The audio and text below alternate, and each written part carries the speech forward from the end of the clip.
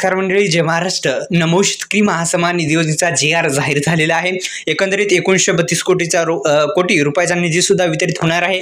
JR मध्ये स्पष्ट सांगण्यात आलेलं आहे. एकंदरीत आपण जर पाहिलं तर या नमो शेतकरी महासन्मान निधी योजनेला अखेर JR प्रसिद्ध झालेला आहे. तारीख पण आता संभाव्यता तारीख या व्हिडिओच्या माध्यमातून जाणून घेण्याचा प्रयत्न करणार आहोत. किती, कोणत्या आणि किती वेळेला आणि किती वाजेपर्यंत नमो शेतकरी महासन्मान निधी योजनेचा हप्ता येणार आहे.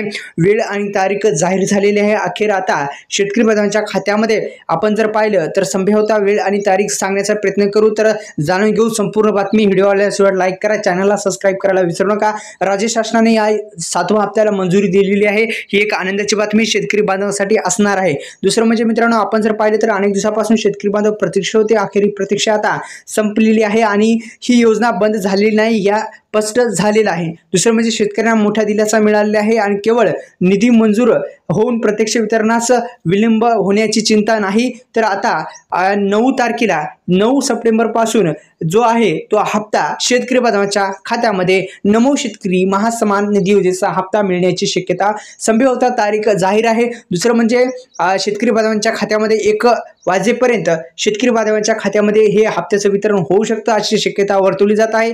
आणि संभाव्यता तारीख आणि ही वेळ आहे.